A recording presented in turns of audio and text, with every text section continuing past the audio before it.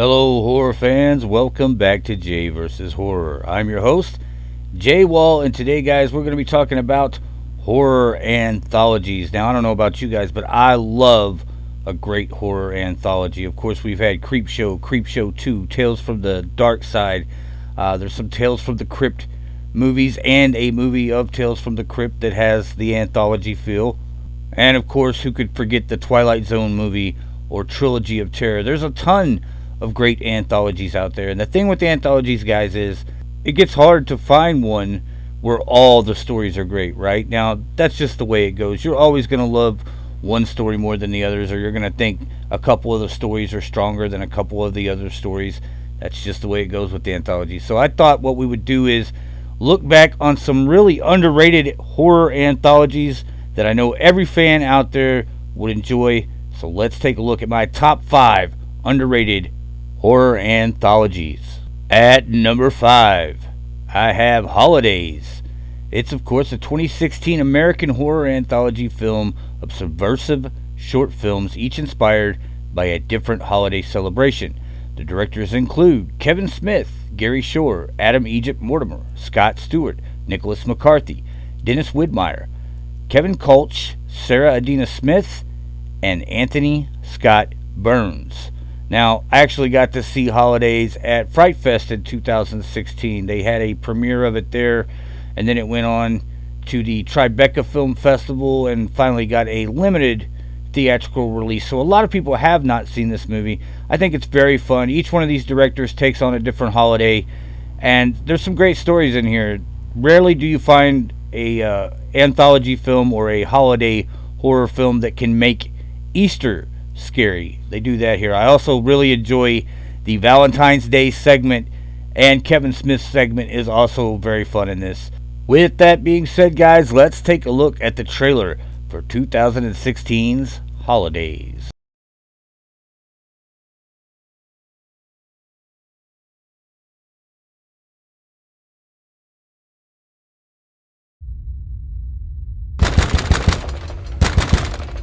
I'm sorry, we're closed. Oh, no. I called about the... Sorry, pal. Holidays are hell. I'm scared. Shh. Time to close your eyes and go to sleep. Someone's coming tonight.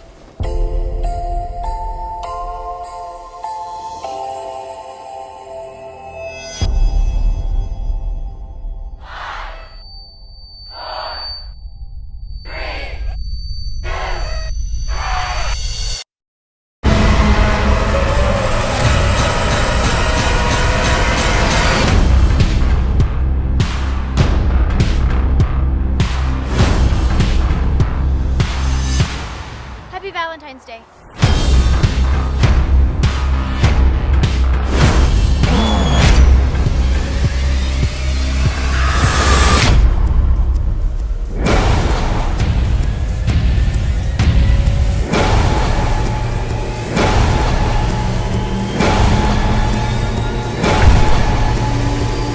It's Christmas Eve. I'm out of time.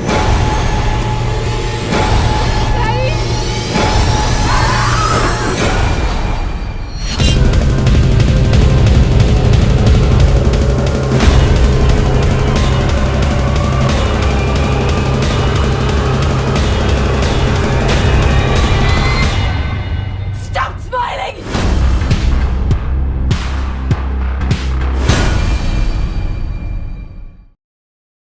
Alright, horror fans, at number 4, we have 2008's Amusement. It's an American anthology horror film directed by John Simpson and starring Catherine Winnick, Laura Breckenridge, and Jessica Lucas. The film went direct to video in January 2009, and it was the last film to be distributed by Picture House before their closure in 2008, but then they relaunched in 2013. So this one's a little bit different. It is an anthology. There are 3 separate stories, but it starts off with a prologue that kind of shows that these 3 girls have done something horrible to someone. It's similar to the prom night setup or the Slaughter High setup. These 3 girls have picked on a young man to the point where he cannot live without thinking about what they've done to him, right? So then we go into these 3 different segments. One of them's called Shelby, one of them is called Tabitha, and one of them is called Lisa. So each segment is devoted to one of the girls, and basically throughout each segment we see how this killer has decided to get his revenge on the girls. And then there's a conclusion, kind of a wrap up. It's called the Briar Hills Connection. It's the the last part of the film, and it really puts everything together where you can understand what's going on here. I think this film is very underrated. I think because it's chopped up the way it is, and it's kind of a revenge slasher film, people didn't get it. It is very much an anthology. There's 3 separate stories here about what happens to these 3 different girls, but there is a wrap up that connects everything together. And in my opinion, it's one of the stronger movies from around that era. Now, it's not at the top of the fence or anything, but if you were making a top 10, this movie would probably be just right outside that top 10 of 2009 horror films. It's pretty good. Let's take a look at the trailer for Amusement.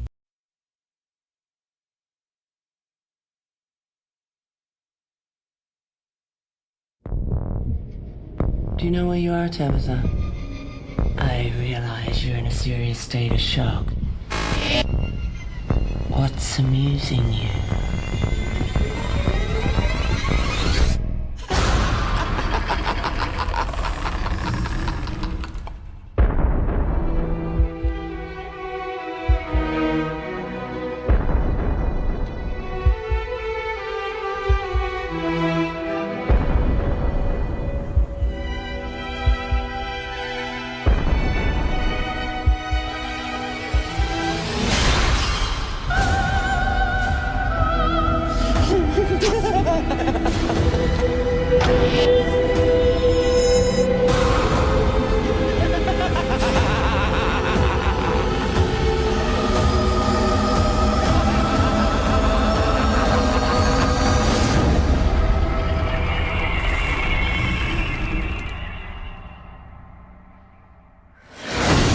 Funny, right? At number 3, Ghost Stories. It's a 2017 British horror film written and directed by Jeremy Dyson and Andy Nyman. It's based on their 2010 stage play of the same name. It stars Nyman reprising his role from the play as a man devoted to debunking fraudulent psychics who is tasked with solving 3 unexplained paranormal events. Paul Whitehouse, Alex Lothar, and Martin Freeman even co-star as the individuals who attest to these supernatural encounters. Guys, I like this one a lot. It is very tied together, even though it is an anthology. We have our lead character throughout the film hearing these stories, so that kind of keeps everything nice and tied together. And then there's a big twist ending to this movie. I love it a lot. So we have a guy here who's basically spent his entire life trying to debunk supernatural stories and people who claim to be psychic and things like that. And what happens is he runs into his mentor, who is basically now an older version of himself, and he tasks him, like it says, with finding out whether these stories are real or not, because these were the 3 stories that in his career he says he was never able to disprove. The stories are pretty fun. As far as the supernatural scares, they're right on par with anything else. But the overall story is really where this movie shines. Lots of chills, guys. Great atmosphere. Let's take a look at the trailer for 2017's Ghost Stories. Professor Philip Goodman. I'm here today to share 3 apparently supernatural incidents with you, all of which seem deeply troubling.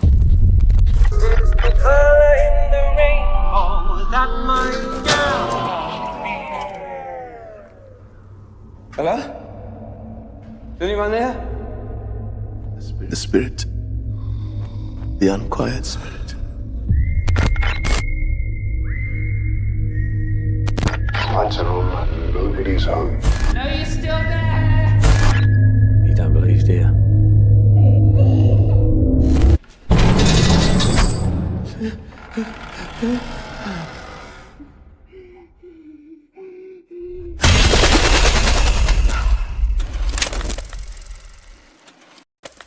The brain sees what it wants to see. My job is to try and untangle the truth from the fiction.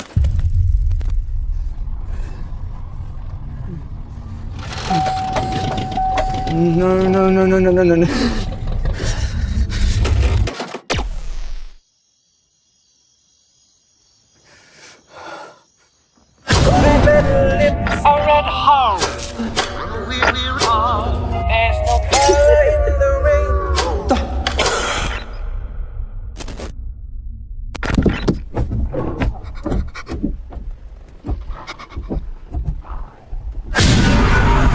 At number 2, I have Nightmare Cinema. It's a 2018 American horror anthology film featuring work from directors like Alejandro Brugué, Joe Dante, Mick Garris, Raihei Kitamura, and David Slade. So some big names in that pool of directors, guys. It's also produced by Mick Garris and one of our Twitter buddies, Joe Russo. The film follows 5 strangers who converge at a haunted movie theater owned by the projectionist, played by Mickey Rourke. Once inside, the audience members witness a series of screenings that shows them their deepest fears and darkest secrets over 5 tales. I'm going to give you guys a little rundown of each one because they are very different and they are only connected by the framing device set up with this haunted theater. The first story is called The Thing in the Woods. It is directed by Alejandro Brugué, and it's a postmodern send-up of slasher thrillers involving a killer who is not what he seems to be. I like this one a lot, guys. It stars Eric Nelson, Kevin Fontenay, Sarah Withers, and Chris Warren. I think this is probably the strongest segment in the entire film, but they're all pretty good. This one just seems to be extraordinarily good. The next segment is called Mirari, and it's directed by Joe Dante. A woman with facial scars seeks plastic surgery at a sinister clinic, starring Richard Chamberlain, Zara Mahler, Mark Grossman, and Belinda Belaski. I like this one a lot, guys. It's kind of a reminder of an old Twilight Zone episode or something like that. Pretty good. The next one is called Mash It, and it's directed by Raihu Kitamura. It's a Catholic schoolgirl setup where the students become possessed by a sex-crazed demon. It stars Maurice Bernard, Stephanie Cood, Callista Bess, and Mariella Garriga. Now, this one is just kind of funny. It's weird the way it's shot. It seems like an old-school exploitation film, but it's a fun story. The next segment is called The Way to Egress, and it's directed by David Slade. A woman waiting for a doctor's appointment experiences disturbing shifts in her reality. This one stars Elizabeth Reeser, Adam Godley, Ezra Buzzington, and Patrick Wilson. Now, this one, guys, I found to be the strangest of the 5 stories. It's not bad, it's just you got to stick with it. And the final story is called Dead, and it's, of course, directed by Mick Garris, the director of The Stand and many other great films. In this story, we have an adolescent piano prodigy who dies and is revived. Now, after coming back from the dead, he finds he is under attack from supernatural forces. And this story is a little strange too, but I really like the way it played out. It stars Faye Rank-Tolhaven, Annabeth Gish, Daryl C. Brown, Lexi Pantera, and Orson Chaplin. Guys, this movie's a lot of fun. Like I said, the wraparound story isn't so much a story as it is just a framing device, but each segment is pretty strong, especially that first one. I think you guys are going to enjoy that one a lot.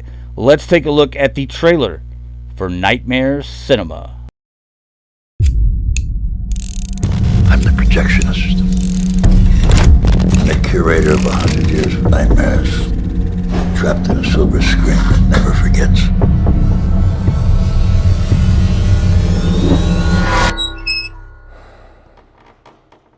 Welcome to my nightmare.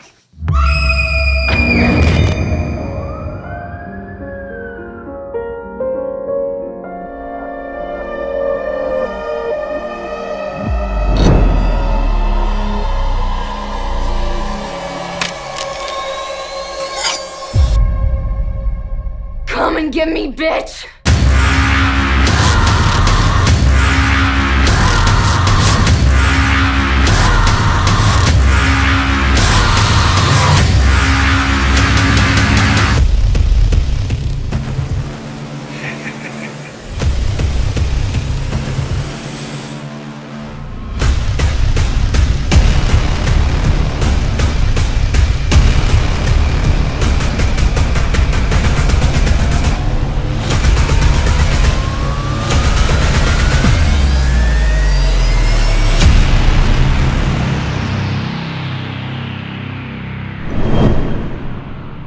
Alright, horror fans, at number 1, one of my favorites of all time, Little Deaths. It's a 2011 British anthology horror film written and directed by Sean Hogan, Andrew Parkinson, and Simon Rumley. Each film has 3 segments: House and House, Mutant Tool, and Bitch. Each segment is, of course, helmed by a different director and are unrelated to each other in any way other than the fact they all share the same themes of sex and death. There is no wraparound story for Little Deaths, just 3 segments. Now, guys, they got the name for this movie from the French, who call orgasms little deaths. Therefore, that is why each segment contains sexual violence that may not be suitable for everyone, and also includes, like I said, romantic relationships and death. The first segment from Sean Hogan is titled House and Home, and it focuses on this upscale rich couple who are searching for a homeless person to introduce into their weird, torturous sex games. However, the young woman they eventually choose has a few personality traits they never expected. The second segment is titled Mutant Tool, and it's directed, of course, by Andrew Parkinson, and it feels like something David Cronenberg would do. We have a young prostitute here who visits a doctor in order to get help with her drug addiction. However, the doctor has a very different agenda. This one's dark, it's disturbing, and it's actually something I'm not sure I've ever seen done before. Very interesting segment. Moving on to our final segment. It is titled Bitch, and it is, of course, directed by one of my favorite directors, Simon Rumley. And this focuses on a relationship between Pete and Claire, which is extremely dysfunctional. Claire routinely subjects Pete to emotional and psychological abuse. In other words, he's treated like a bitch. As the segment moves on, though, we see that the title has several different meanings, right? At least 3, I would say, in this segment. When Pete finally gets enough of being treated horribly by Claire, he uses her deepest, darkest fear to utterly destroy her world. And I won't tell you how this one ends, guys, because it is extremely shocking. But this segment is one of the best segments in any horror anthology ever. You know, guys, all these picks are subjective. They're just films I like personally. But for me, there is no doubt that Little Deaths is absolutely the most underrated horror anthology of all time. Guys, let's take a look at the trailer for 2011's Little Deaths.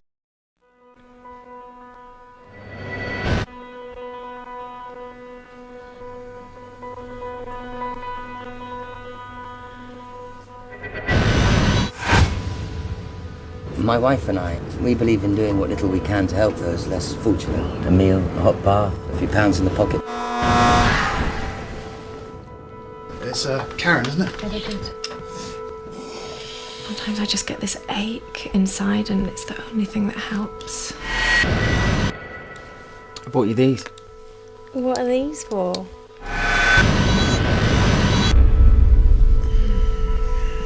Okay.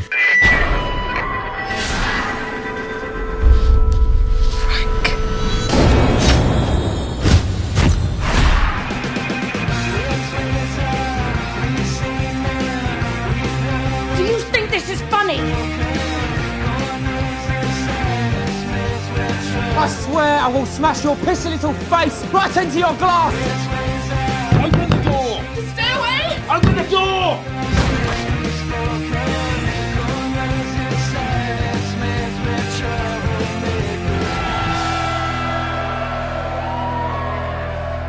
Sometimes I think I don't deserve you. Yeah, sometimes I think that too. We work hard for what we have, so we deserve a little fun.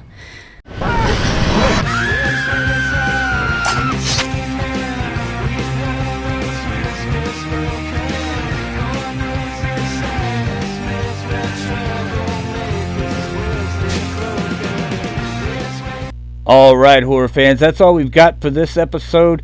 Make sure to leave me some of your favorite horror anthologies in the comments below. Underrated, overrated, whatever you think about them, let me know, guys. Don't forget to like and subscribe. And guys, check us out on Patreon.